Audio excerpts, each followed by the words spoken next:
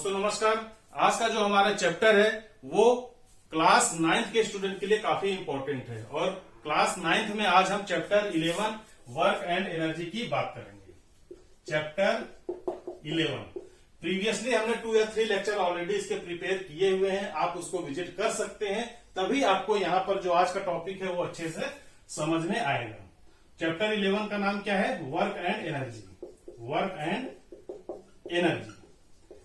Previous chapter में हमने या प्रीवियस लेक्चर में हमने वर्क को भी डिफाइन किया था और एनर्जी को भी डिफाइन किया था, उसके डिटेल प्रोसेस को भी, जो फॉर्मूले यूज होते हैं उनको भी डिस्कस किया था। ठीक है, इसी के कंटिन्यूएशन में जो थर्ड इंपॉर्टेंट फिजिकल क्वांटिटी है वो है पावर।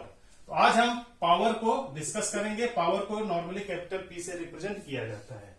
अगर हम वर्क की बात करें तो वर्क को फ्लैशबैक में जाएं अगर, तो वर्क क्या होता है? फोर्स इंटू डिस्टेंस,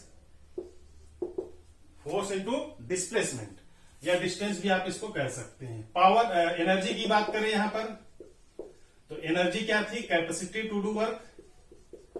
इस काम को करने के लिए आपको कोई एनर्जी तो चाहिए, कोई कैपेसिटी तो होनी चाहिए। जो कैपेसिटी है वही एनर्जी है। तो capacity to do work, capacity to do work, इसी को हम बोलते हैं एनर्जी। ठीक है, देखिए वर्क तभी होगा जब डिस्प्लेसमेंट होगा, और ये जो कंडीशन थी वो हॉरिजॉन्टल मोशन के लिए थी। मतलब आपका कोई ऑब्जेक्ट है, आपने इस पर फोर्स अप्लाई किया और इसकी जो पोजीशन है ए से बी की तरफ शिफ्ट हो गई और हॉरिजॉन्टली शिफ्ट हुई। इस सिचुएशन में यहां पर डिस्प्लेसमेंट एस है तो फोर्स इंटू एस कहते हैं। ठीक है, लेकिन अगर इसकी जो सिचुएशन है, हम इसको अभी हमने क्या हुआ, इसको हॉरिजॉन्टल सरफेस पर इस तरह पुश या इस तरह पुल किया, लेकिन इसको हम वर्टिकल और डाउनवर्ड, वर्टिकल और डाउनवर्ड 2 डायरेक्शन में भी मूव करा सकते हैं। तो कहने का मतलब डायरेक्शन की बात करें तो ये हॉरिजॉन्टल डायरेक्शन होता है जिसको हम एक्स एक्स कहते हैं, और ये वर्टिकल डायरेक्शन होता है जिसको हम वाई वाई कहते हैं। तो अभी जो हमारा मोशन है वो एक्स के अलोंग है। अभी जो हमारा मोशन एक्स के अलोंग है, तब हमने फोर्स इंटू डिस्प्लेसमेंट लिखा। लेकिन अगर हमारा मोशन वाई के अलोंग होगा तो ये फॉर्मूला यही रहेगा, सॉरी कॉन्सेप्ट यही रहेगा, लेकिन फॉर्मूला चेंज हो जाएगा। ठीक है, तो हॉरिजॉन्टल केस में जो स्पीड अप होता था यानी एक्सीलरेशन होता था उसको हम ए से रिप्रेजेंट करते थे, लेकिन वर्टिकल मोशन में, वर्टिकल का मतलब वर्टिकल अप या वर्टिकल डाउन, तो वर्टिकल मोशन में जो एक्सीलरेशन होगा, एक्सीलरेशन तो होगा, अभी ऑब्जेक्ट रेस्ट में है तो कोई मोशन नहीं। एक्सीलरेशन का डायरेक्ट रिलेशन मोशन से होता है या डायरेक्ट रिलेशन स्पीड से होता है।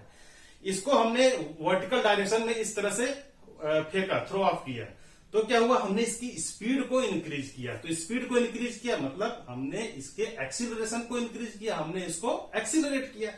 तो वर्टिकली अपवर्ड या वर्टिकली डाउनवर्ड में जी का यूज करते हैं। किसका यूज करते हैं? जी। ये जो ए है वो इक्विवेलेंट होता है जी की। ठीक है, यूनिट सेम होगी, मीटर पर सेकेंड स्क्वायर, यूनिट में कोई फर्क नहीं आने वाला। और इसकी जो वैल्यू होती है, इसकी वैल्यू तो वेरी करेगी, लेकिन ये जो जी है ये ग्रेविटेशनल अर्थ के कारण है, क्योंकि इसके प्रीवियस चैप्टर 10 की बात करें तो वहां पर ग्रेविटेशनल फोर्स या ग्रेविटेशन एक चैप्टर है जो कि आपको स्टडी करना है। वहां पर हम बात करते हैं कि ईच एंड एवरी ऑब्जेक्ट को अर्थ अपनी तरफ अट्रैक्ट करता है, अपनी तरफ पुल करता है, और उसकी जो स्ट्रेंथ होती है, पुल फोर्स की जो स्ट्रेंथ होती है वो बहुत वीक होती है, बहुत हाई नहीं होती, बहुत वीक फोर्स अप्लाई करता है। यही कारण है कि कोई भी ऑब्जेक्ट नीचे की तरफ ही आने की कोशिश करता है, टुवर्ड्स दी अर्थ। बात समझ में आ गई? तो यहां पर जो ये जी है ये ग्रेविटेशनल फोर्स के कारण है, और इसकी जो वैल्यू है वो 9.8 मीटर पर सेकेंड स्क्वायर है। रफली इसको 10 मीटर पर सेकेंड स्क्वायर भी कहते हैं। इतनी बात समझ में आ गई? अब देखिए इस फॉर्मूले को कन्वर्ट करें तो पावर के लिए जो W होगा वो क्या हो जाएगा? फोर्स। और फोर्स क्या होता है? फोर्स होता है न्यूटन के अकॉर्डिंग m इंटू एक्सीलरेशन। यहां पर मास तो होगा, एक्सीलरेशन, एक्सीलरेशन का स्थान पर हम क्या लिखेंगे? g। ठीक है, मास इंटू जी। ये हो गया हमारा फोर्स, ये हो गया हमारा फोर्स। अब बात आती है, फोर्स तो अप्लाई किया हमने, लेकिन वर्क क्या हुआ? वर्क डन कहां पर एब्जॉर्ब हो गया? आपको मालूम है स्टोर्ड वर्क, ये बहुत बार हम प्रीवियस लेक्चर में आप देखेंगे तो कई बार हमने ये वर्ड यूज किया है डेफिनेशन के लिए। Stored work is energy, stored work is energy. मतलब जो वर्क डन एब्जॉर्ब हो जाती है ऑब्जेक्ट को मूव करने में, वही आपकी एनर्जी है। अगर इस केस की बात करें तो ऑब्जेक्ट को वर्टिकल हमने लिफ्ट किया और ऑब्जेक्ट की जो पोजीशन है वो यहां पर आ गई, ऑब्जेक्ट की पोजीशन यहां पर आ गई सपोज करिए, तो क्या हुआ, यहां पर इसकी पोजीशन ए है, यहां पर कुछ न कुछ हाइट होगी, हमने ऑब्जेक्ट को लिफ्ट किया, ये पेन है इसको हमने यहां से उठाकर यहां तक लिफ्ट किया, तो कोई ना कोई हाइट ट्रेवल की। ये जो हाइट है इसको एस से रिप्रेजेंट करते हैं, इसका जो मास है और जी ये तो नीचे की तरफ, हमेशा पूरे यूनिवर्स में कहीं भी पिक्चर हो, चाहे इसकी पोजीशन कुछ भी हो, W equal to m g, ये हमेशा नीचे की तरफ ही एक्ट करेगा। ठीक है, अगर हमने ऑब्जेक्ट को यहां पर रखा, ये मास है, ठीक है, तो यहां पर इसी तरफ इसका जो mg होगा ये यहीं पर एक्ट करेगा। अगर हमने इस तरह स्लोप में रखा, इस तरह कोई मास है, तो इसका अच्छा सेंटर पर ही हमेशा ये वेट एक्ट करता है। ठीक है, ये जो वेट होगा इसी को हम बोलते हैं mg, और ये वेट क्या है, this is the attraction force of the earth, this is the attraction force of the earth. Normally definition भी पूछी जाती है, तो ये क्या हो गया, W या फोर्स। ठीक है, तो फोर्स तो W फोर्स हो गया मास इंटू जी, लेकिन आपसे पूछा जाए कि स्टोर्ड वर्क कहां गया, हमें तो एनर्जी चाहिए, तो स्टोर्ड वर्क कहां गया, तो स्टोर्ड वर्क यहां से यहां तक लिफ्ट करने में जो कंज्यूम हुआ वही स्टोर्ड वर्क है। अगर ऑब्जेक्ट यहां पर रखा हुआ है, आपने पेन यहां पर रखा हुआ है, तो रखा हुआ है, इसकी पोजीशन तो चेंज हो नहीं रही है, इसको हमने मूव किया नहीं, हमने कोई वर्क किया ही नहीं, क्योंकि इसमें डिस्प्लेसमेंट नहीं हुआ। तो वर्क तभी होगा जब डिस्प्लेसमेंट होगा। तो डिस्प्लेसमेंट अगर हॉरिजॉन्टल था तो वहां पर s डिस्टेंस ट्रेवल की जाती थी, हॉरिजॉन्टल था तो वहां पर यहां से यहां तक मूव हुआ, ये फोर्स हुआ है ना, और ये डिस्टेंस s हुआ, तो फोर्स को हम s से मल्टीप्लाई करते थे, तो ये जो डिस्टेंस है यही कन्वर्ट होकर अपोर डायरेक्शन में हो गई, तो s के स्थान पर क्या हो गया, h हो गया, तो ये h जो है s के इक्विवेलेंट है, तो यहां पर मल्टीप्लाइड बाय h होगा, फोर्स इंटू h। ठीक है, फोर्स इंटू h, और ये क्या हो गया, W। ठीक है, इसी को हम क्या बोलते हैं, W। बात समझ में आ गई। तो जो हॉरिजॉन्टली डिस्प्लेसमेंट था वो वर्टिकल डायरेक्शन में क्या हो गया, हाइट हो गया। अगर हॉरिजॉन्टल था तो S को हम क्या बोलते थे, डिस्प्लेसमेंट, हॉरिजॉन्टल मोशन के लिए डिस्प्लेसमेंट, और वर्टिकल अप या डाउन मोशन के लिए हम क्या बोलते हैं, हाइट। मीनिंग सेम है, चीजें सेम है, इसके न्यूमेरिकल प्रॉब्लम करने का तरीका भी सेम होगा, लेकिन नोटेशन वो अलग अलग हो जाएगा। हॉरिजॉन्टल को हम डिस्टेंस या डिस्प्लेसमेंट कहते हैं, लेकिन वर्टिकल में वही चीज हाइट में कन्वर्ट हो जाती है। आपने कितनी हाइट ट्रेवल की, बिल्डिंग की हाइट कितनी है, पोल की हाइट कितनी है, हमारे बॉडी की हाइट कितनी है।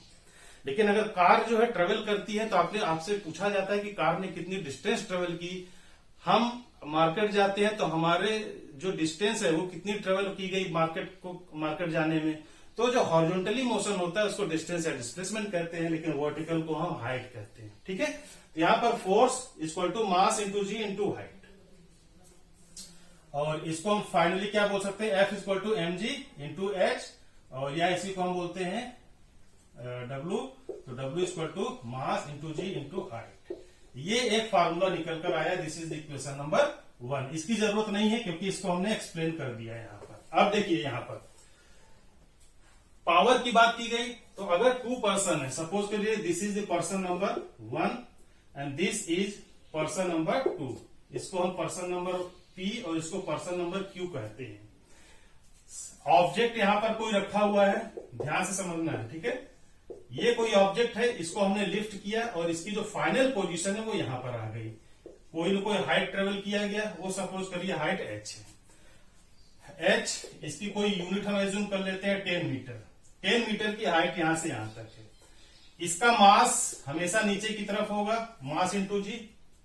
इसकी जो टेंडेंसी वो नीचे की तरफ होगी। सपोज करिए मास कितना है, 5 केजी। अगर 5 केजी का मास है और जी का मल्टीप्लाई करेंगे, जी की वैल्यू 10 मीटर पर सेकंड स्क्वायर होती है, तो एज्यूम करें 5 और 10 कितना हो गया, 50 न्यूटन। तो जो W की वैल्यू हो गई वो कितनी हो गई, 50 न्यूटन। ठीक है, क्योंकि फोर्स और W यानी वर्क दोनों की यूनिट क्या होती है, सेम होती है, न्यूटन के बराबर होती है। अब आपसे पूछा जाए कि यहां से यहां तक पोजीशन नंबर A से पोजीशन नंबर B तक ऑब्जेक्ट को लिफ्ट करने के लिए कोई ना कोई टाइम कंज्यूम होगा। तो वो टाइम सपोज करिए T इज इक्वल टू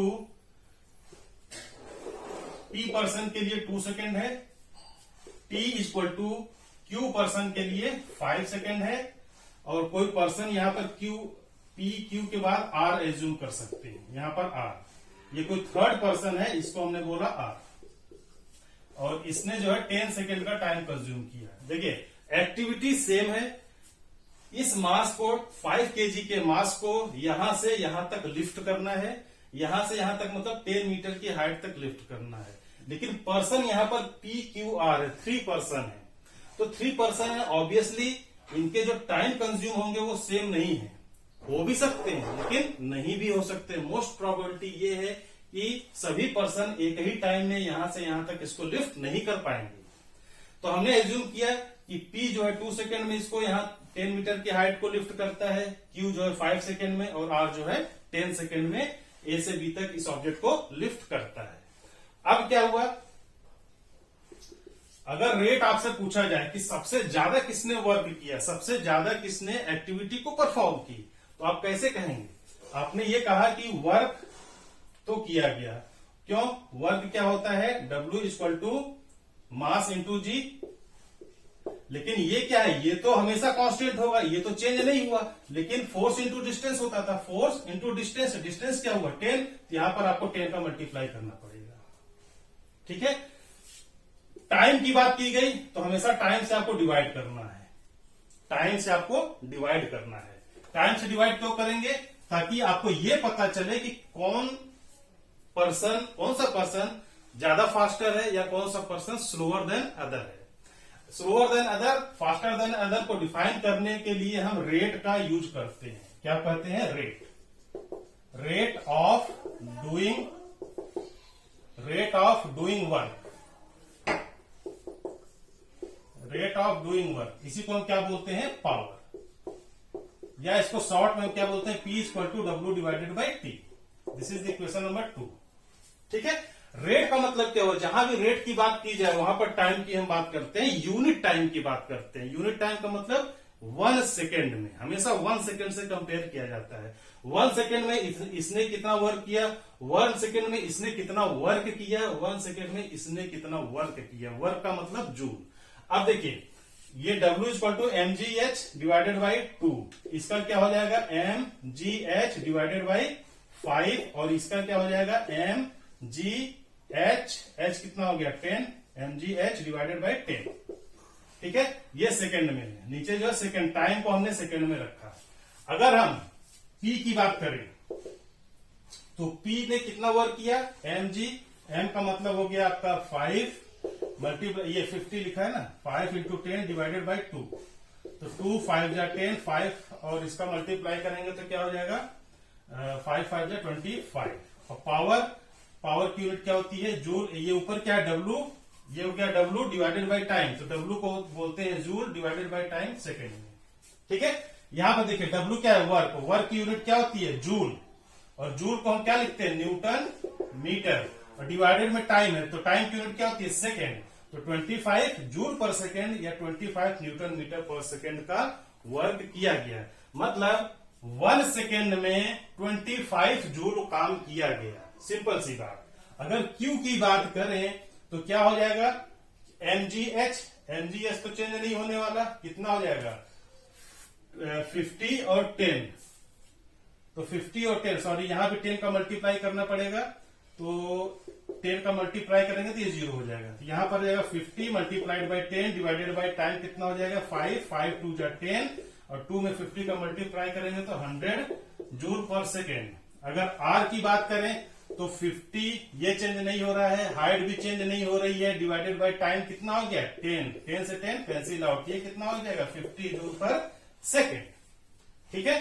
अब देखिए यहां पर आपको कंपेयर करना है, ये 3 इक्वेशन आपको पता चल गई। अगर P की बात करें तो 1 सेकेंड में 250 जूल वर्क किया गया, 1 सेकेंड में 100 जूल वर्क किया गया, और यहां पर 1 सेकेंड में 50 जूल वर्क किया गया। तो कौन फास्टर है? किसने ज्यादा तेजी से काम किया? ऑब्वियसली टाइम सेम है, सभी को 1 सेकेंड का टाइम दिया गया, तो सभी को 1 सेकेंड का टाइम दिया गया, लेकिन सबसे ज्यादा वर्क किसने किया? 250 न्यूटन ने। 250 न्यूटन मतलब 250 न्यूटन मीटर या 250 जूल। तो इसने ज्यादा वर्क किया गया, ये अमाउंट ज्यादा है, इसका मतलब ये ज्यादा एफिशिएंट है। ठीक है, इसकी पावर बहुत ज्यादा है। तो यहां पर P is greater than Q is greater than R। इस तरह से हमेशा जो है रेट ऑफ डूइंग वर्क को कंपेयर किया जाता है। ठीक है, रेट को हम क्या बोलते हैं, स्पीड भी कह सकते हैं। तो रेट ऑफ डूइंग वर्क या speed at which work is perform.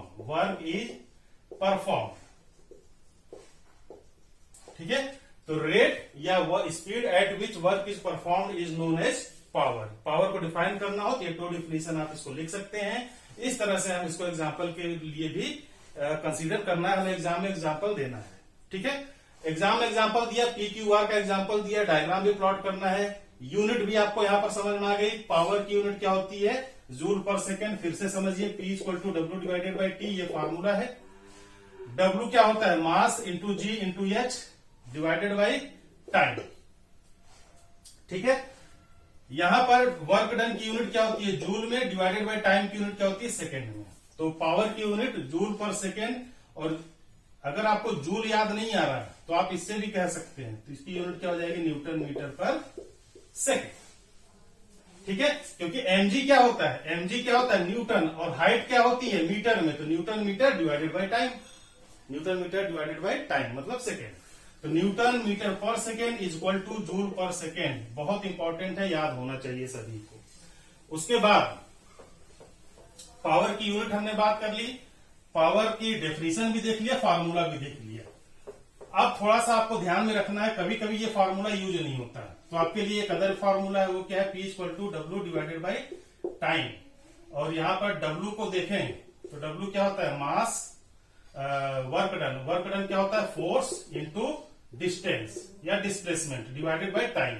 ये वर्टिकल डिस्टेंस या वर्टिकल उसकी बात कर रहे हैं, है ना। आपको ये भी मालूम है कि स्पीड क्या होती है, speed equal to distance travel divided by time. चाल बराबर दूरी बटा समय, speed equal to distance divided by time. ये फार्मूला मालूम है। तो कभी कभी ये फार्मूला डायरेक्ट यूज नहीं होता, आपको स्पीड एंड डिस्टेंस के रूप में यहां पर लिखना पड़ता है। तो यहां पर हम रिप्लेस कर देते हैं। यहां पर क्या हो जाएगा, v इक्वल टू डिस्टेंस को हम क्या बोलते हैं, या डिस्प्लेसमेंट को क्या बोलते हैं, s divided by time. s को हमें रिप्लेस करना है, फोर्स को हम रिप्लेस कर नहीं सकते, टाइम को रिप्लेस कर नहीं सकते, क्योंकि ये तो कांस्टेंट है। जो फोर्स है वो फोर्स है, जो टाइम है वो टाइम है। हम किसको रिप्लेस कर सकते हैं, केवल s को रिप्लेस कर सकते हैं। तो s को हमने रिप्लेस किया, तो s इक्वल टू क्या हो जाएगा, v इंटू टी। तो s equal to v t यहां पर रखना है हमें। तो क्या हो जाएगा, P इक्वल टू फोर्स तो पहले से ही है, v डिवाइडेड बाय टाइम पहले से ही था, और फिर से डिवाइडेड बाय टाइम, ये टाइम ऊपर चला जाएगा। इसका मतलब force into velocity into time divided by time, ये कैंसिल हो जाएगा। तो P इक्वल टू क्या हो जाएगा, फोर्स इंटू वेलोसिटी। ठीक है, इसकी यूनिट क्या हो जाएगी, पावर है तो वही रहेगा। पावर की यूनिट क्या होती है, जूल पर सेकेंड, न्यूटन मीटर जूल पर सेकेंड, या इसी को हम बोलते हैं वाट। कभी कभी पूछा जाता है कि वाट पर सेकेंड, वाट जूल पर सेकेंड और न्यूटन मीटर पर सेकेंड, इसमें क्या रिलेशन है। तो आपको बताना है कि 1 watt is equal to 1 joule पर सेकेंड या 1 न्यूटन मीटर पर सेकेंड। ये तीनों यूनिट आपको याद रखनी है। पावर को वाट भी रिप्रेजेंट किया जाता है ना। अब यहां पर power is equal to force into velocity. Force किसमें होता है, न्यूटन में होता है, इंटू वेलोसिटी किसमें होती है, मीटर पर सेकेंड में होती है कि नहीं होती। इसको कंबाइन करें तो न्यूटन इंटू मीटर पर सेकेंड, यही चीज यहां पर आ गई। तो कहने का मतलब पावर के लिए आपको ये फार्मूला भी यूज करना है, P equal to W divided by time. और आपको पावर के लिए अगर वेलोसिटी क्वेश्चन में गिवन होगा तो P equal to F into v, this equation को आपको यूज करना है। ठीक है, यहां पर देखते हैं फर्स्ट क्वेश्चन नंबर 4, ये अनसॉल्व एक्सरसाइज का क्वेश्चन नंबर 4 है। Certain force acting on A 20 kg mass changes its velocity from 5 meter per second to 2 meter per second. Calculate the work done by force. बहुत simple है। First of all physics में कोई भी numerical आपको solve करना है तो आपको डायग्राम बनाना पड़ेगा। ये डायग्राम हमने प्लॉट कर दिया है। सर्टेन फोर्स, कोई भी फोर्स एक्ट कर रहा है हमें नहीं मालूम। सपोज करिए this force is F, mass आपको गिवन है M equal to 20 kg, its velocity from 5 metre to 2 metre पर सेकेंड। इसका मतलब जो इसकी इनिशियल वेलोसिटी है वो कितनी है, 5 मीटर पर सेकेंड। और जब ऑब्जेक्ट को हमने यहाँ पर फोर्स अप्लाई किया, ऑब्वियसली इसकी जो पोजीशन है ए से बी की तरफ शिफ्ट हो जाएगी और यहाँ पर इसकी फाइनल पोजीशन आ जाएगी। ठीक है, तो यहाँ पर जो फाइनल वेलोसिटी है v कितना गिवन है, 2 मीटर पर सेकेंड। आपसे क्या पूछा गया, calculate the work done by force. Confusion यहीं पर होता है, क्योंकि वर्क डन क्या होगा, वर्क डन होता है न्यूटन इंटू मीटर और इसकी यूनिट जूल में होती है। तो वर्क डन का फार्मूला क्या होगा, force into displacement, force into displacement. और फोर्स तो मालूम है, डिस्प्लेसमेंट हमें नहीं मालूम, सॉरी फोर्स भी हमें यहां पर नहीं मालूम है, और डिस्प्लेसमेंट मतलब ए से बी तक कितना डिस्प्लेसमेंट हुआ ये भी हमें नहीं मालूम। और हम क्या करते हैं, नॉर्मली स्टूडेंट एग्जाम में इस क्वेश्चन को नहीं कर पाते। ठीक है, हमें ऐसी प्रॉब्लम इसलिए आती क्योंकि हमें इसका कॉन्सेप्ट ध्यान से हमने नहीं पढ़ा, हमें वो कॉन्सेप्ट एट ए टाइम याद नहीं आता। ठीक है, तो work done by a force आपको मालूम है। एनर्जी की डेफिनेशन की अगर बात करें, एनर्जी क्या होती है, energy is stored work, stored work.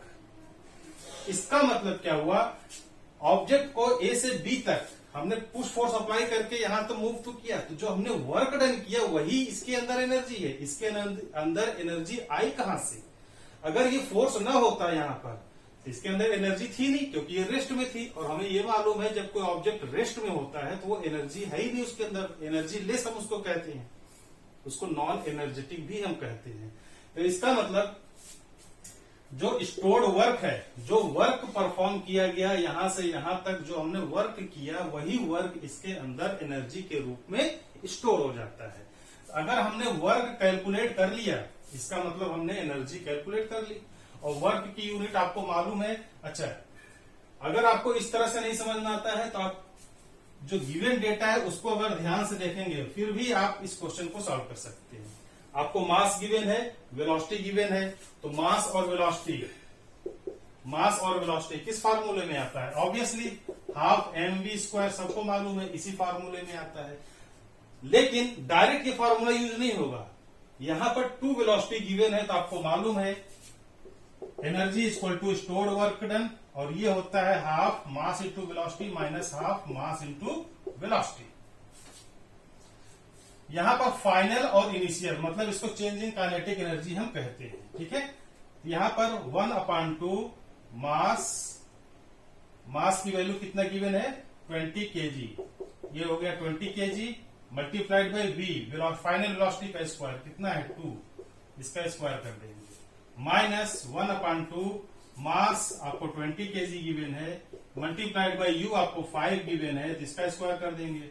इसको आपको एक ब्रैकेट में लेना है, इसको आपको सेकंड ब्रैकेट में लेना है, ताकि प्लस और माइनस का कंफ्यूजन न रहे। सिंपल, यहां पर फिजिक्स कंप्लीट आपको मैथमेटिक्स अप्लाई करना है, आपका आंसर आ जाएगा। 2 10 जा 20 और 2 का स्क्वायर 4 और 4 में 10 का मल्टीप्लाई करेंगे तो 40 माइनस इंटू द ब्रैकेट 2 10 जा 20, 5 5 जा 25 में 10 का मल्टीप्लाई करेंगे तो 250 आ जाएगा। ठीक है, तो इसको जब सॉल्व करेंगे तो माइनस प्लस और माइनस माइनस होता है 210, और वर्क डन कैलकुलेट कर रहे हैं, इसका मतलब इसका आंसर जूल में आएगा, या इसी को हम न्यूटन मीटर भी कहते हैं। तो आपका आंसर आ गया। लेकिन आप यहां सोच रहे होंगे कि नेगेटिव क्यों आया, नेगेटिव इसलिए आया क्योंकि यहां पर आप देख रहे हैं कि स्पीड 5 से 2 हो गई, रिड्यूस हो गई, स्पीड अप नहीं हुई, स्पीड डाउन हुई। तो जब स्पीड डाउन हुई इसका मतलब हमने वर्क को रिड्यूस किया, तो स्पीड डाउन करने के लिए हमने वर्क डन अप्लाई किया, इसीलिए यहां पर पॉजिटिव आया है। आप चाहें तो इसको इनवर्स रिवर्ट भी कर सकते हैं। रिवर्ट का मतलब जो हायर वैल्यू है उसको इधर लेना है, लोअर वैल्यू को इधर लेना है, क्योंकि ये जो डेफिनेशन होती है ये चेंज बताता है। ये क्या बताता है, चेंज। डेफिनेशन में चेंज की बात होती है। ठीक है, तो चेंज क्या हुआ ये, और माइनस क्या दिखाता है, माइनस जो है सिर्फ और सिर्फ डायरेक्शन या वैल्यू को रिप्रेजेंट करता है। अगर यहां पर स्पीड अप होता तो आपका ये प्लस में आता, अगर यहां पर स्पीड डाउन है तो ये आपका यहां पर माइनस में आया है। ठीक है, okay. Next question number 5, a mass of 10 kg is at a point A on a table, it is moved to a point B, if the line joining A and B is horizontal, what is the work done on the object by the gravitational force. First of all हम क्या करेंगे, diagram plot करेंगे। यहां पर किसी मास की बात की गई, पोजीशन नंबर ए से पोजीशन नंबर बी तक उसको स्लाइड करके मूव किया गया। ठीक है, ऑब्वियसली जब हॉरिजॉन्टली मूव किया गया तो हॉरिजॉन्टल डायरेक्शन में फोर्स अप्लाई किया गया होगा। क्या फोर्स है वो हमें नहीं मालूम, क्वेश्चन में गिवन नहीं है। मास हमें मालूम है 10 kg, m equal to 10 kg। Obviously कोई भी ऑब्जेक्ट अगर रेस्ट की कंडीशन में है या किसी भी पोजीशन पर हो तो उसका मास जो है हमेशा मास जो है कांस्टेंट होगा, लेकिन जो वेट होगा W इक्वल टू mg वो हमेशा डाउनवर्ड ही होगा। वो हमेशा कहां पर होगा, डाउनवर्ड डायरेक्शन में होगा। सपोज करिए इस तरह का कोई कर्व सरफेस है, अगर मास यहां पर रखा हुआ है, इसका जो वेट होगा वो कहां पर होगा, W इक्वल टू mg, ये नीचे की तरफ ही होगा। अगर इस तरह से कोई सरफेस है, यहां पर इसका मास क्या होगा, W इक्वल टू mg ही होगा। हमेशा जो है इसकी जो टेंडेंसी है वेट की वो नीचे की तरफ ही होती है। आप पूछेंगे क्यों, तो प्रीवियस चैप्टर जो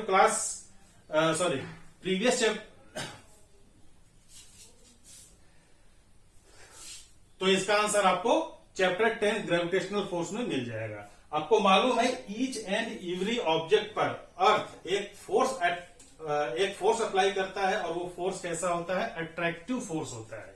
और उस फोर्स से ईच एंड एवरी ऑब्जेक्ट को अर्थ अपने सेंटर की तरफ अट्रैक्ट करती है।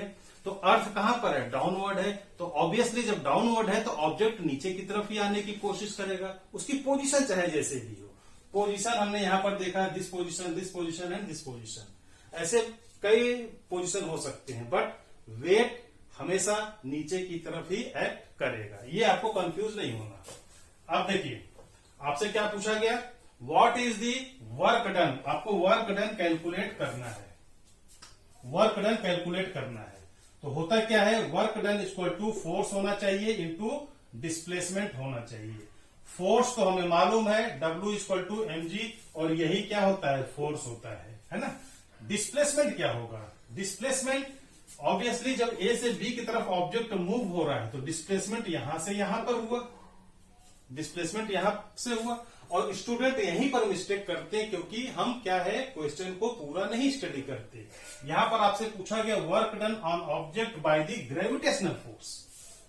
ग्रेविटेशनल फोर्स कहां पर एक्ट करता है, जब ऑब्जेक्ट को हम अपवर्ड या डाउनवर्ड मूव करते हैं उस समय ग्रेविटेशनल फोर्स एक्ट करता है, क्योंकि यहां पर क्या है, अर्थ, यहां पर अर्थ होता है, और अर्थ किसी भी ऑब्जेक्ट को अपनी तरफ मूव करने की कोशिश करता है, पुल करने की कोशिश करता है। तो अपवर्ड और डाउनवर्ड मोशन के लिए G अप्लाई करते हैं, है ना। तो यहां पर G के कारण जो फोर्स है वो आपसे पूछा गया है, सॉरी वर्क डन है वो आपसे पूछा गया है। तो G के कारण तो कोई वर्क डन हुआ ही नहीं, क्योंकि ऑब्जेक्ट न तो अपवर्ड मूव कर रही है न तो डाउनवर्ड मूव कर रही है, एक हॉरिजॉन्टल सरफेस पर पॉइंट A पर रखा हुआ रेस्ट पोजीशन पर है। ठीक है, यहां पर जो डिस्प्लेसमेंट होगा उसकी वैल्यू 0 होगी ड्यू टू ग्रेविटेशनल फोर्स। जब 0 है तो यहां पर किसी भी चीज का 0 में मल्टीप्लाई करते हैं तो क्या आता है, 0 ही आता है। तो आपका जो वर्क डन होगा वो क्या हो जाएगा, 0 हो जाएगा। ठीक है।